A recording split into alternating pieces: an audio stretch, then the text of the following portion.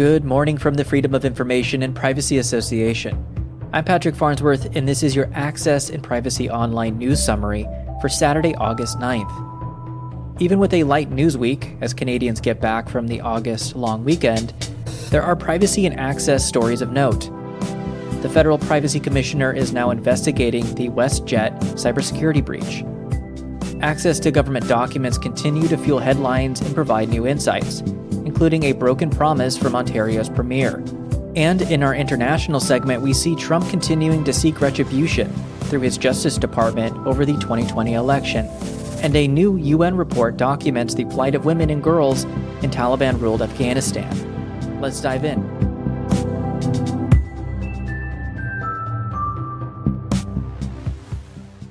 We begin with the Privacy Commissioner launching an investigation into WestJet following a serious cybersecurity breach. The breach involved a third-party system that exposed some personal and travel data. While WestJet says no passengers' credit card numbers, debit card numbers, or guest user passwords were stolen, the Office of the Privacy Commissioner is stepping in to assess the incident and whether the airline fulfilled its legal obligations under federal privacy law. WestJet said it had identified and would contact people who were affected by the breach.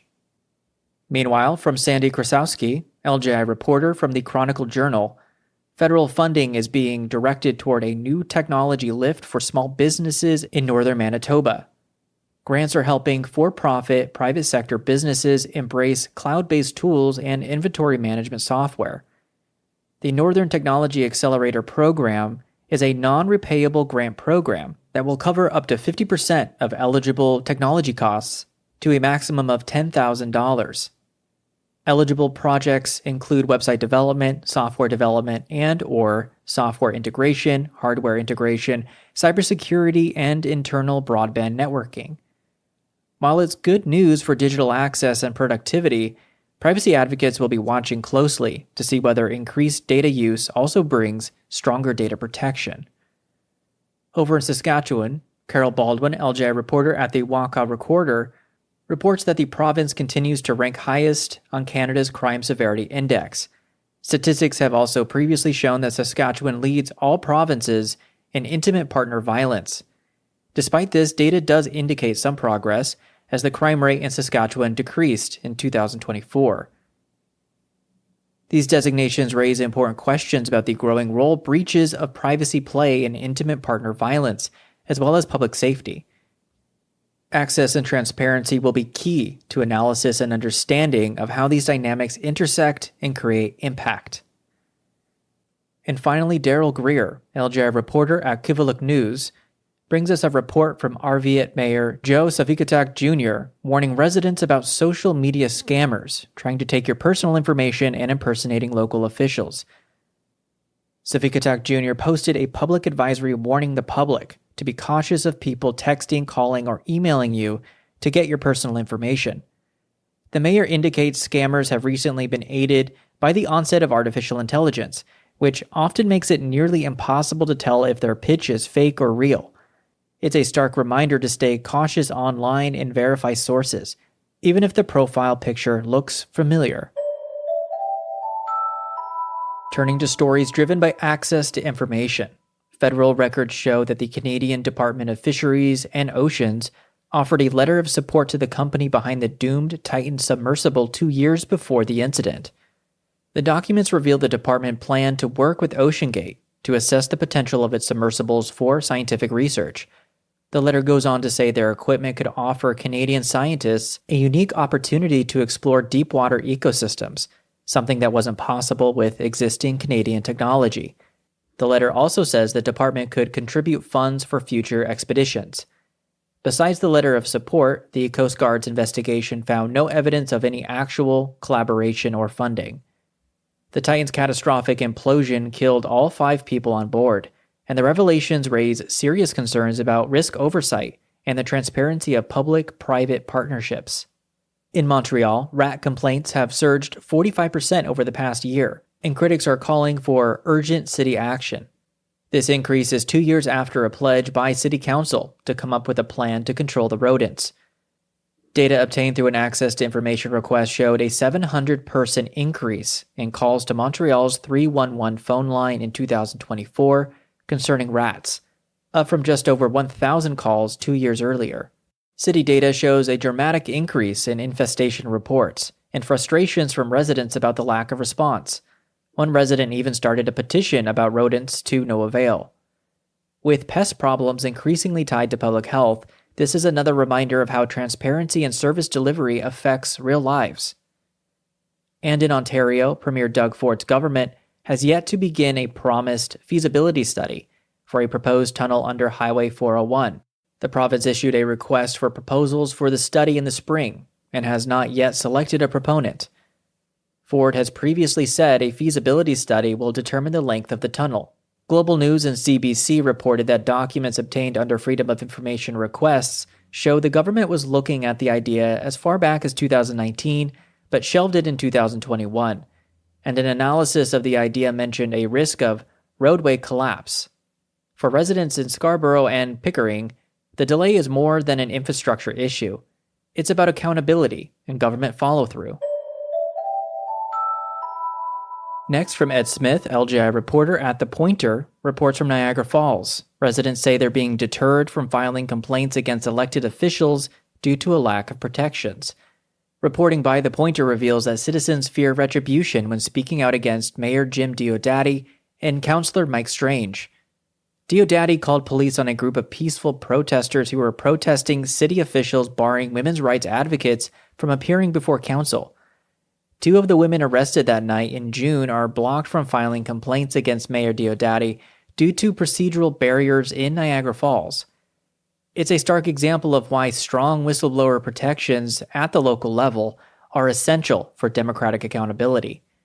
Meanwhile, George Lee, LGI reporter at the McLeod Gazette, brings us a report from the recent Alberta by-election as social media continues to shape political discourse, for better and worse. A recent report shows Canadian politicians are increasingly embracing online platforms, even as they wade into disinformation, trolling, and partisan spin. It's also important to consider that politicians can choose to remove comments or block accounts online if they so choose. While direct digital engagement can empower voters and politicians, it also creates new challenges for transparency, oversight, online abuse, and accountability. And finally, Michelle Konski, LJ reporter at the Canadian Jewish News, brings a report about whistleblower protections in Ontario. Holocaust educators are raising alarms about rising anti-Semitism in Ontario schools, especially as the province moves to take over the Peel District School Board. The move is drawing criticism from advocacy groups who fear that top-down control could undermine human rights education and silence those trying to speak out against hate. A federal report by Canadian sociologist Robert Brim found that more than 40% of anti-Semitic incidents in Ontario schools involved Nazi symbols or Holocaust denial, completely disconnected from geopolitical tensions. Brim also emphasized the need for whistleblower protections when he reported that teachers and administrators are fearing backlash for reporting anti-Semitic behavior.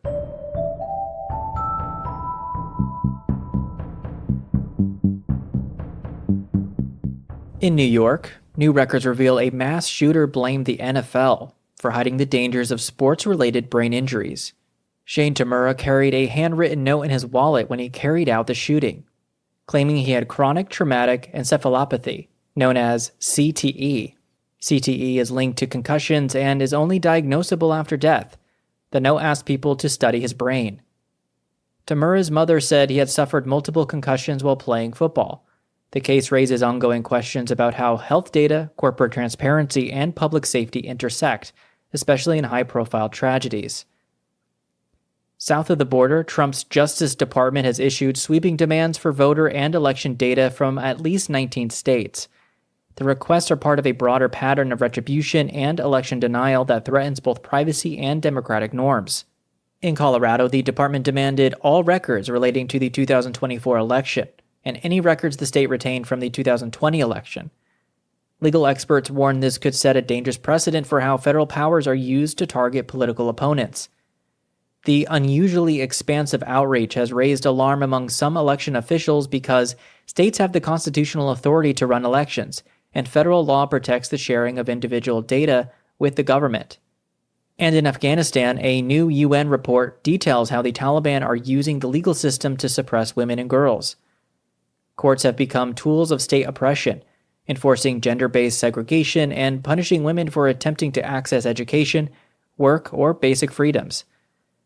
After seizing power in 2021, the Taliban suspended the 2004 constitution and laws protecting the rights of women and girls that criminalized 22 forms of violence against women. The report also said the Taliban have assumed full control over law enforcement and investigative agencies, systematically purging Afghans who worked for the previous government. The report underscores the importance of international access to information. Without it, these abuses remain hidden.